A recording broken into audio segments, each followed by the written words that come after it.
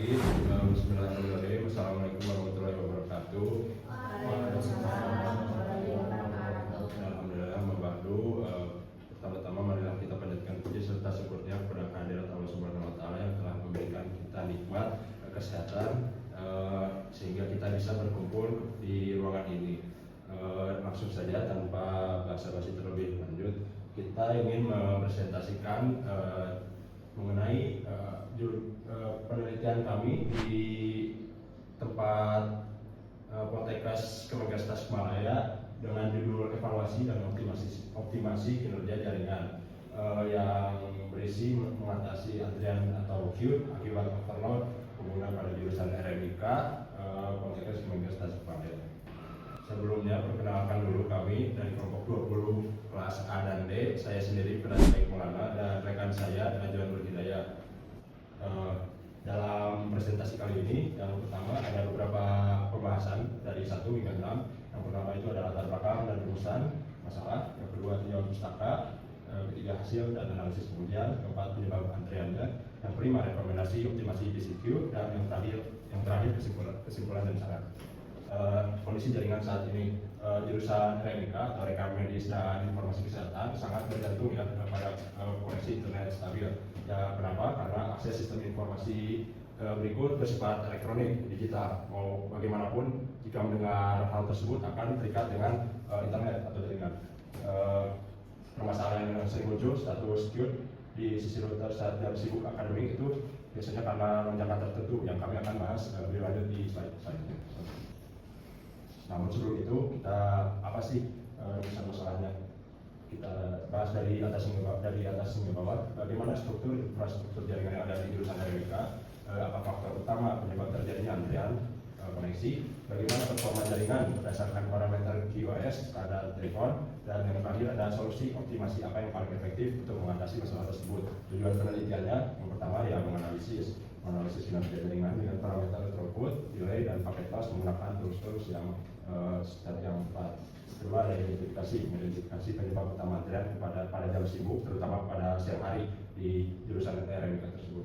Yang terakhir kita memberikan solusi terhadap masalah tersebut, memberikan rekomendasi juga terhadap bandwidth menggunakan metode PCQ. Landasan teori QoS. Definisi QoS sendiri yaitu kemampuan jaringan untuk menyediakan layanan yang lebih baik kepada trafik data tertentu dengan mengontrol throughput, delay, jitter, dan paket loss. Standar telepon, telecommunication and internet protocol normalization of the network merupakan aturan internasional untuk menentukan kategori kualitas jaringan, yaitu menentukan sangat baik sampai dengan buruknya. Parameter yang kami uji itu yang pertama throughput, kecepatan transfer data aktual yang diterima oleh pengguna. Salah satu toolsnya itu ada dari UCLA speedtest.net. Delay waktu yang dibutuhkan paket data dari pengirim ke tujuan. Ini pun kita menggunakan tool salah satunya dari untuk CMD tersebut itu untuk menguji ping. Untuk delay kita masih menggunakan speed test. Paket loss jumlah paket yang hilang selama proses transmisi data. Ini menggunakan tools yang kami gunakan itu Wireshark salah satunya. Selanjutnya berikut pembahasan topologi jaringan di jurusan RMIK. Jurusan RMIK menggunakan topologi star yang kita bisa lihat dari gambar tersebut berbentuk seperti bintang. Yang di tengahnya ada switch yang menghubungkan ke beberapa perangkat. Dengan pusat kendali yang di tengah tersebut sangat bergantung pada performa perangkat pusat. Jika router overload, seluruh jaringan juga akan terdampak. Maka dari itu, untuk mengatasi hal tersebut, kita membutuhkan mungkin penambahan dari kapasitas dari switch tersebut. Untuk penjelasan lebih lanjutnya dari di slide selanjutnya. Dan bagaimana network queue atau internet antrian itu terjadi? Dengan perumpamaan gambar berikut, kita bisa lihat ada dua perangkat yang ingin menghubung ke satu jaringan. Namun dengan terbatasnya bandwidth yang tersedia, tidak akan bisa salah satu, dua atau lebih jaringan terhubung selama bersamaan hingga terjadinya overload atau queue, di mana beberapa perangkat yang ingin baru masuk ke dalam jaringan itu tidak bisa masuk dengan terjadinya buffer atau yang sebelumnya queue. Metode yang kita gunakan untuk menganalisis masalah tersebut menggunakan metodologi NDLC. Yang pertama itu ada analisis, tahap analisis, desain, simulasi, implementasi, dan monitoring. Kita sudah menjalani setiap tahap tersebut hingga sampai ke titik sekarang. Sebelumnya mungkin saya sudah menjelaskan secara kurang detail, namun sekarang di tahap alat dan bahan pengujian kita sebelumnya membahas mengenai apa itu yang kita gunakan untuk ngetes kecepatan. Yang pertama itu ada speedtest.net untuk mengukur throughput yang sebelumnya saya jelaskan, kecepatan unggah atau unduh. Kedua, command prompt menggunakan perintah ping untuk mengukur delay dan packet loss. Yang terakhir ada Wi-Fi analyzer untuk mengukur kecepatan sinyal. Karena Qt tersebut tidak secara konstan masalahnya, jadi kita membutuhkan Wi-Fi analyzer yang kita butuh menganalisis menggunakan Wi-Fi analyzer secara bertahap, secara berwaktu, secara satu persatu di mana seiring berjalannya waktu.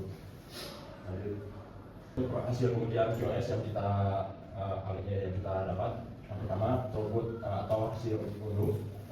Hasil kemudian kita mendapatkan bahwa gedung RMK mempunyai kecepatan unduh sebesar 32 Mbps itu maksimalnya, dan untuk standar Typhoon lebih dari 10 Mbps itu sangat baik.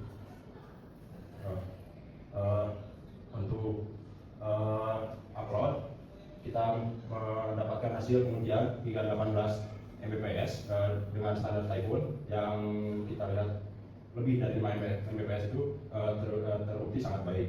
Yang ketiga ada delay atau hambatan, hasil kemudian 35 ms, standar Typhoon di bawah dari 150 ms itu dianggap sangat baik. Nah, namun ada kesalahan fatal dalam kemudian delay maksimum. Ini yang saya sebelumnya sudah jelaskan, di mana ada beberapa waktu akan ada lonjakan ping yang tidak bisa diatur atau tidak bisa dikira-kira, karena yang ini itu menyebabkan Qt di dalam gedung RMK tersebut. Kita bisa lihat hasil ujiannya itu delay maksimum hingga 230 ms. Dalam standar Typhoon 150 hingga 300 ms itu cukup, namun dalam hasil yang kami analisis tidak baik karena menyebabkan overload tersebut. Yang terakhir ada parameter packet loss, hasil kemudian 0%. Dengan standar Typhoon 0 hingga 2% itu dikatakan sangat baik. Analisis delay maksimum yang sudah saya jelaskan lagi sebelumnya, kita bisa lihat ada lonjakan dari 35 ms yang terendah hingga 235 ms, mengonfirmasi adanya beban antrian Qt yang signifikan saat router melayani beban trafik penuh. Ini biasanya terjadi saat jam-jam yang rawan banyak mahasiswa dan mahasiswi, dan setelah itu ya akan terjadi yang bisa dibilang overload. Trafik pada akses point tidak bisa memenuhi kuota yang diberikan, maka ada lonjakan sedikit namun tidak fatal yang bisa menyebabkan beberapa mahasiswa dan mahasiswi tidak bisa mengakses untuk beberapa saat kepada jaringan di gedung tersebut. Lanjut, di sini ada analisis kekuatan sinyal. Di sini ada minus 49 dBm, di mana kategorinya sangat baik, dan hasil pengukurannya min 49 dBm menunjukkan cakupan sinyal WiFi di lab RMIK sangat kuat. Ini membuktikan bahwa masalah kelambatan bukan disebabkan oleh gangguan fisik ataupun jarak perangkat. Nah, di sini mengapa overload terjadi? Yang pertama ada beban CPU router. Di sini ada router harus memproses ribuan permintaan paket data secara bersamaan tanpa aturan prioritas. Lalu di sini ada antrean tunggal. Semua jenis data atau akademi cuburan browsing masuk dalam satu antrean yang sama tanpa pemisahan. Lalu di sini ada monopoli bandwidth. Penggunaan tunggal yang melakukan unduhan besar dapat menghabiskan seluruh jatah bandwidth pengguna lain. Untuk solusi metode psikonya di sini adalah metode yang membagi bandwidth secara adil dan dinamis kepada semua pengguna yang aktif. Lalu yang pertama ada membagi total bandwidth secara merata. Yang keduanya ada otomatis menyesuaikan saat user bertambah. Lalu ada mencegah monopoli bandwidth oleh satu user. Untuk penerapan VLAN dan Qt, di sini ada VLAN memisahkan trafik data mahasiswa, dosen, dan administrasi ke jalur logis yang berbeda. Di sini ada prioritas, memberikan prioritas tinggi, priority 1 untuk akses sistem rekam medis akademik. Lanjut, di sini ada limitasi, membatasi trafik non akademik, sosial media atau streaming saat jam operasional lab.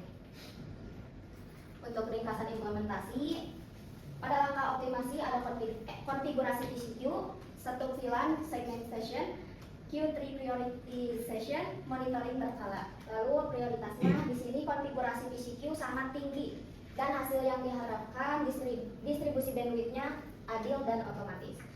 Lalu di sini ada prioritas tinggi dari satu VLAN segmentation.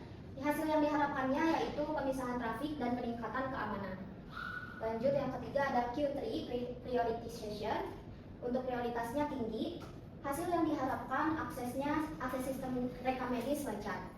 Lalu yang terakhir ada monitoring berkala, prioritasnya sedang.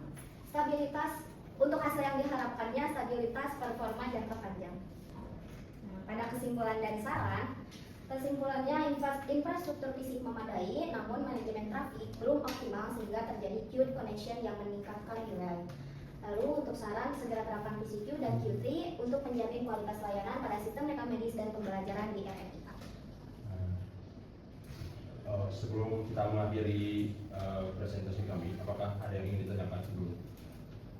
Boleh angkat tangan. Oke, baik, perkenalkan diri terlebih dahulu. Baik, terima kasih. Sebelumnya perkenalkan, nama saya Ilham Mustafa Katiwan dengan akhiran NKM 98. Boleh dipindahkan ke slide-nya.